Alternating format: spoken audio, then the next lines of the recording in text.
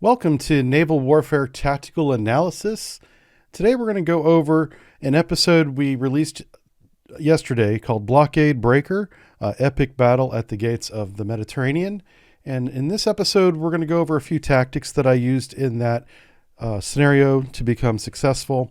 The first that you're going to become familiar with is the chainsaw tactic. I put my own personal twist on this tactic from the real world one, and we'll go over what that is. And then the second thing that I really want you to take from this video is something called saturation attack doctrine. And I'm going to break that down for you so it's very easy to understand.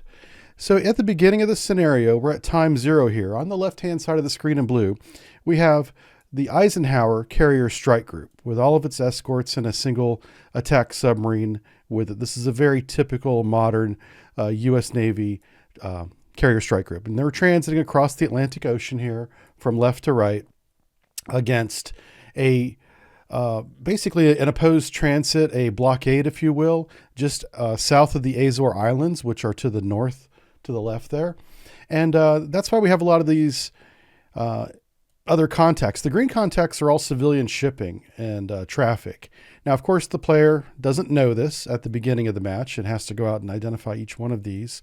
And in this mix, this mass of unknown contacts is this group, 2 fleets actually, of Soviet era ships, including 3 submarines here in front in a line, a small group of Kashin and Udaloy ASW patrol, and then back here in the back we have Salvo Remedies escorted by Kashins as well. So this is an anti-ship flotilla. This is an anti-submarine flotilla, and they're being protected by 3 Victor 3 submarines on the Russian side.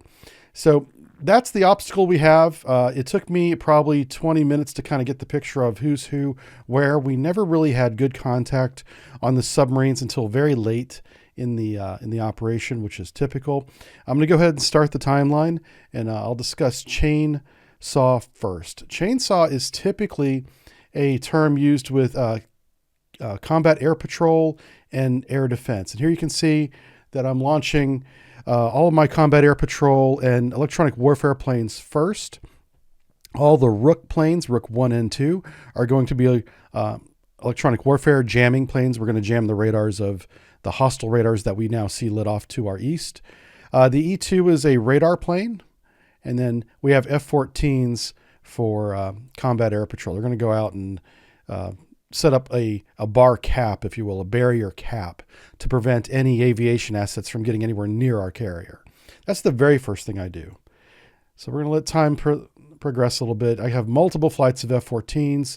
Some are assigned with protecting the electronic warfare planes, which are out here in front. They need protection. And then this F-14 flight to the north is going out and making sure that none of these contacts up near the Azores are going to flank us. They're just verifying their identity up there. So we have a couple different flights, 3 different flights of F-14s. The F-14s are beginning to engage here with the AIM-54 Phoenix missile, starting to engage these helicopters. We know the helicopters are being launched from surface assets that we don't necessarily have a classification on yet. We're only seeing the helicopters at this point, 1 hour into the scenario here. So just at 1 hour, we're going to start launching our chainsaw tactic surface attack against these ships to our east. And so, like I said, normally the chainsaw is associated with F-14s or F-18s in modern day with the F-35. And a brief summary of what that is you'll have a 2-flight element. So you launch 4 planes, you break them up into 2 ships, a pilot and his wingman being 2 different, F-18s, for example. And they go out and they engage the enemy. The second flight is at the tanker. They're refueling, or they could even be on the deck, rearming. Now, the first flight goes out and employs weapons. After they've employed their weapons, they come back to the tanker, aerial tanker, to gas up again, assuming they still have weapons on board. While they're doing that, the second element, the other 2 planes of the flight of 4, goes out and employs their weapons as well. And this is a very rapid rotation among airborne assets. I'm taking that same principle and I'm applying it to the A6s. The A6s carry anti-ship Harpoon missiles. And so I have a flight of 4 taking off now, and they're going to go out and employ their weapons against the fleet to the east. And as they do that, I'll be launching a second element. It's actually going to be a second flight. Like I said, this is my own twist on the tactic. So here where my cursor is on the left-hand side, you see A4. This is actually a flight of 4 A6s. And we're going to have them selected. They're going to be ray gun flight 1. And we'll have multiple ray gun flights today. So we're going to watch them transit directly east in a straight line. And let's rotate the camera so we can see their point of view. So we have F-14s overhead protecting everybody. They're staying low. They're not detected by any of these air search radars that are some 78 miles away. The F-8, F-14, and the E-2, those are all probably detected by these air search radars, but we're outside their weapons envelope, so they can't be engaged. Rook 1-2 is jamming this fleet. There is another Rook 1-1 to the north here. I'll highlight him for a moment. He's going to come up and jam the fleet. So we're jamming the fleet from 2 different directions, one of which is the same direction that the missiles are going to be launched from. So here comes Ray Gun 1. Notice how the F-14s are still providing top cover, taking out those Ka-27 helicopters. That's all happening as Ray Gun approaches. At time 45 here, they launch. You can see the Harpoons here. We're going to select these. They launch all 4 Harpoons at the surface contacts over here. So now we're going to talk about saturation attack doctrine.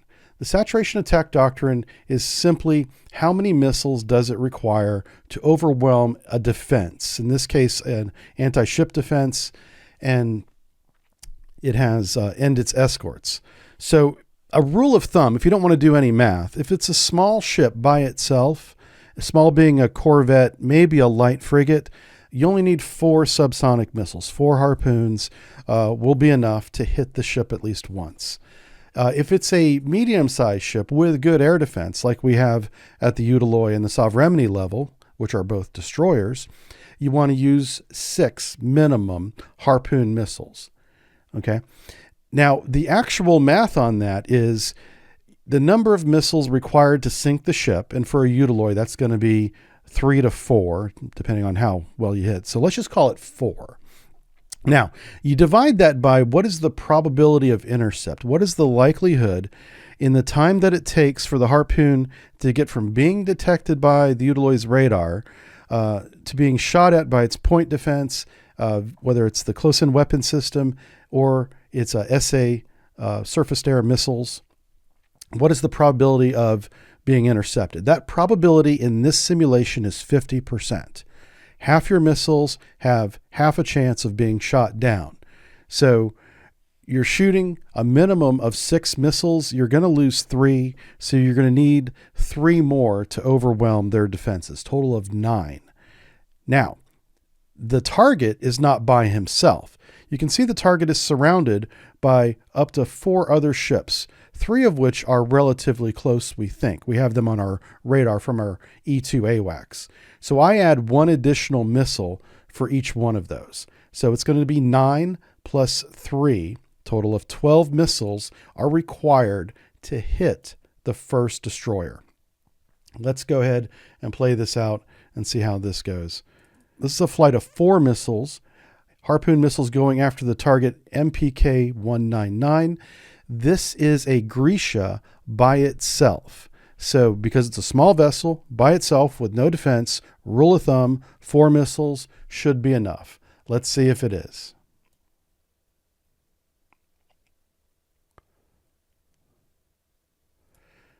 Here at time 43, we launched another group of 4 missiles at this Grisha by itself, small vessel, rule of thumb, 4 missiles. That should be enough. And now we launch our remaining missiles, which we only have 8. Remember, we wanted to shoot 9. But we only had 8 missiles remaining. We're going to shoot 8 missiles at the Utaloy that is being protected by at least 3 other ships. And we'll see if that's enough. We are hoping to get at least 1 hit there. Now, this is where the chainsaw comes into effect. Now that ray gun 1-1 is leaving the field and going back to refuel, rearm, you want to have ray gun 2, the next flight, whatever you call it, I called it ray gun 2, to be in the air at this point. This is the chainsaw. It's like the blades of a chainsaw, striking the wood over and over again. So we have our first attack out, and we're going to watch this happen. Let's go with this attack first. Okay, so the Grisha by itself, it does have some point defense. It's just not very good, and it's also very short range, which is why these 4 missiles will be enough.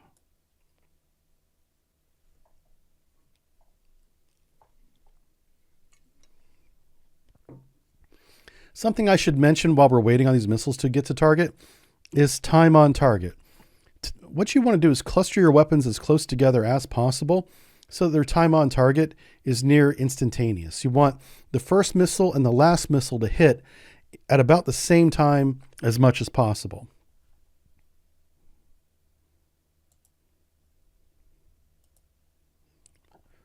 All right, so here we have the 4 harpoons. That's our target. It's only 3 nautical miles away.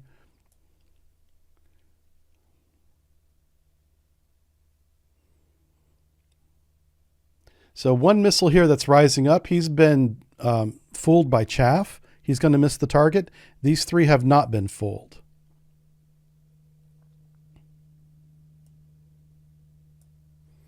And we'd get 3 hits and 1 miss. This missile should self-destruct in a few minutes. Once he realizes he's missed the target, he'll take himself out. This is the same type of attack. It's a Grisha, very small anti-submarine surface ship. I call it a tugboat with a gun and a depth charge. It's more than that, of course. Now, and it did shoot down 2 of the AGMs. This does have point defense, like I said, and that was effectively employed. But even 1 harpoon hit is enough to destroy this very small surface ship. Oh, and the helicopter is alive after all. And then, so that left only 8 missiles for a target that we said would require 9 missiles. So we're going to see if we get any hits on this. Let's pull him up. Okay, so the target is being jammed 16 nautical miles away from the incoming missiles now. You can see it's 2 flights of 4, but look at how close they are in terms of timeline. Like these are going to hit within a few seconds of each other. This is what you want. This is time on target. If you don't have good time on target, your math equation must take that into account. So remember, it's the number of missiles required to destroy the target minus the percentage of the missiles that you expect to be intercepted, which in our case, in this simulation, is half. And then you want to replace that half. So 1.5 times, 1.5 times the number of missiles required to hit, or sink rather, a ship is what you want to employ. If that ship has escorts or nearby air defense assets like these, then you want to add at least 1 missile to compensate for each one of those. So that's how we got to the value of 9 plus 3 was 12. We're only attacking with 8. So, it's 9 for the ship, and then it's going to be 8 for, or an additional 3 rather, for these escorts. And we'll see if we get any hits here. All right, we're 6 nautical miles away. The harpoons have turned on their homing radars. They've acquired the target. Looks like all 8 are homing in on 1 target, which is outstanding. This is very good for us.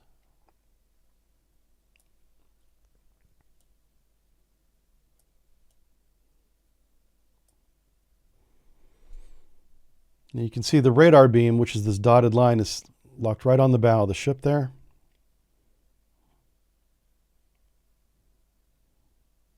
Two nautical miles. We still have all 8 missiles. Our electronic warfare jamming is highly effective. Okay, now he sees the missiles. The SAN-7s are coming up to destroy them. They did get 1 harpoon, it said. So 7 of them went to target. 2 of them were spoofed. 3 of them were spoofed. Let's pause for a second.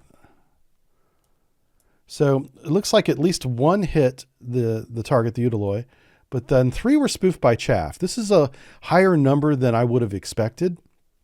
But let's jump to this one and see what these guys do. So it's interesting that there is another target very close in line with these missiles, and 2 of them have reacquired. This third one, I'm not sure of. This third one, once they miss, they usually will self-destruct. We'll see what they do here.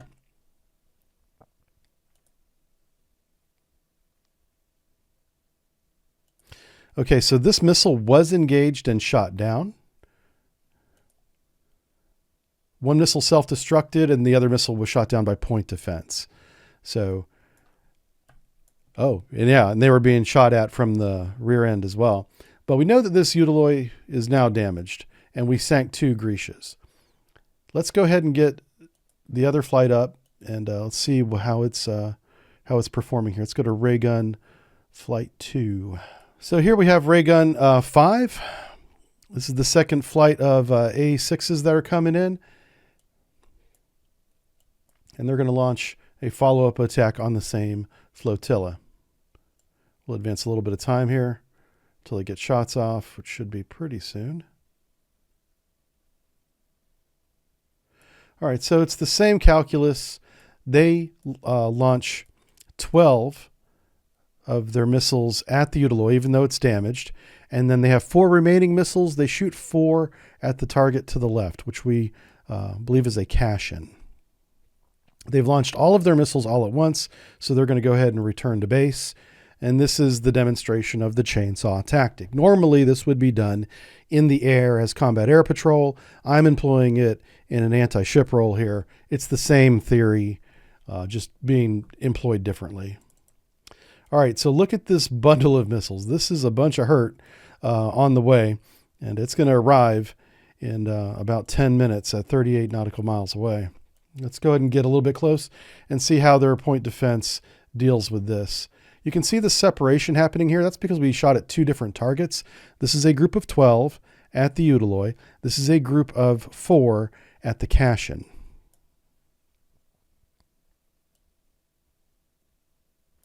And we're going to let it play here. Remember, time on target. All these missiles are in line with each other time-wise. So that is very important. If you don't have a tight pack of weapons, you need to add additional weapons to compensate for them having time to react and getting more weapons employed against your attack.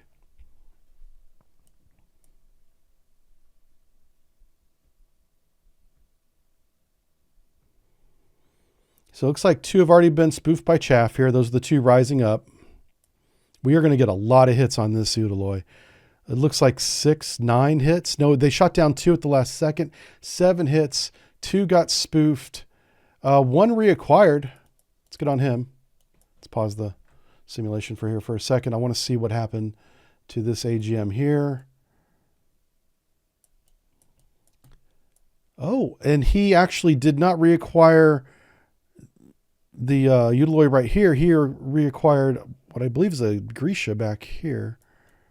Anyway, it's a smaller boat. And we're going to watch this Cashin. That's not a Grecia, a Cashin. This Cashin over here is about to get slammed with 4 harpoons. Let's see how that does. Let's play this now. This harpoon's going to fly right past this ship if it survives, if it doesn't get shot down. That's interesting. So the Cashin in the background just got decimated. It's on fire back there. Probably going to sink. And this ship is maneuvering out of the way, but does not engage the missile. Wow. So we got a free hit here. That missile that was spoofed by chaff by the Utiloy is now sunk, by the way. It just sank in the background there. It reacquired the target. A target, I should say. And this Cashin is stricken. It will sink as well. Very good so far. Very good effect. Let's go to the next...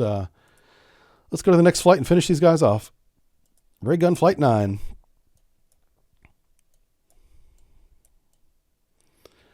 All right, so here we have ray gun flight 9. This is the 3rd wave in this chainsaw tactic that's coming. Again, this is a 3 ship because I ran out of planes. This is a 3 ship of A6s, each with harpoons on board. So something that I did here is I deviated their course to the south to allow time for these ships to sink. The ships are not below the waterline yet. It is possible that the harpoon in this game, in this simulation, would lock on to that. I'll just let you guys know that the modern harpoon would not hit a ship that is already sinking. I am not going to tell you why, but for the purposes of the simulation, you do have to take that into account. Now that we've maneuvered around where the ships are sinking, we have a clear line of sight at the remaining ships that are continuing to evade to the east. They're evading away from us now, away from the point of attack. And we're going to launch a full wave of missiles against these contacts here. No, we launched all 9. We launched all 9 missiles. So the A6s are returning to base. We have 9 missiles against 1 remaining contact, which I believe is a Sovereignty.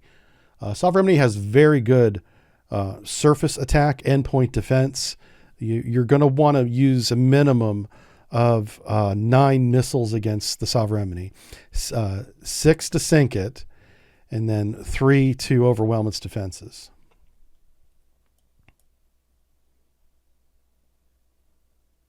You could argue that the Sovereignty will sink with 4 harpoons.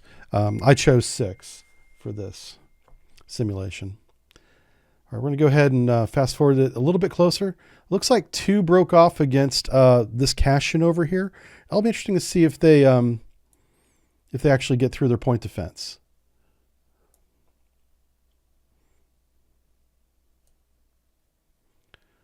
There we go. I'm trying to keep everybody on the screen for you. Let's move over to him. So we did get another kill here. This target here sank.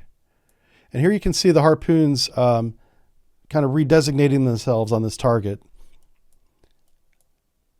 One had maybe acquired Admiral Zarkov here, but then he just locked up on this Cashin. This Cashin's a very small boat compared to the larger Sovereignities and Noodleoys.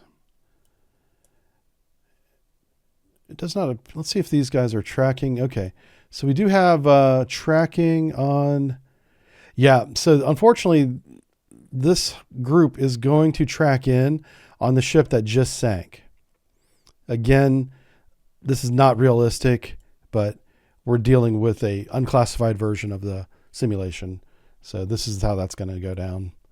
Unfortunately, all of these missiles, which I believe is 6, are going to essentially be wasted on a ship that is already sinking. So let's move over to the 2 that are effective. This Cashin is running away as fast as he can. He knows he's under attack. He's beginning to turn to port to engage because he's got bow weapons as well as stern weapons. He's trying to bring both bow and stern weapons to bear. That's why they turn broadside like that. And they're shooting guns at the 2 AGMs here. All right, looks like they did chaff. One got spoofed. This guy rising up will most certainly miss. This one will not. In the background, we'll see the Hulk that's sinking be hit. And so he's extra dead now. And we did get 1 hit on the Cashin. One guy, he is trying to redirect, and he's going to self-destruct. So the Cashin is on fire now and will most likely sink. So there we have it. That is a very concise and simplified explanation of a chainsaw tactic being used against a modern fleet. Again, chainsaw, if you hear it in conversation or online, typically associated with combat air patrol. Today I demonstrated how I would use it against ships. Okay. And now the reason why this scenario worked as well as it did was we immediately established air supremacy, not superiority. We have absolute supremacy. There is no one even contesting the fighters that we do have up there. And we're employing electronic warfare against their radars without any kind of intrusion. And we have our own radar planes up. We can see everything on the map.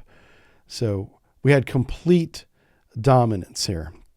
Now, the the recording ends at this point. If you watch the full playthrough, I recommend you do it. It's called Blockade Breaker, Epic Battle at the Gates of the Mediterranean. I'm going to link that video in this description so you guys can go watch it. These 3 submarines play havoc with my fleet. And unfortunately, our recording did not capture how these 3 submarines got so close to my ships. So unfortunately, I'm not going to be able to show that to you. I still don't know how they did what they did, but that just shows you how powerful even one submarine is against an entire fleet. We lost our supply ship to this submarine right here, K508. I ended up sinking the submarine after he shot the supply ship, but he still got within weapons range despite all my advantages. So that's how that goes. This has been tactical analysis of this naval warfare simulation. We've gone over chainsaw doctrine, saturation attack doctrine, time on target, using required salvo size, and the formula for calculating that. All right, I hope you enjoyed this, and we'll get you another one as soon as we get another episode up. All right, see you then. Bye.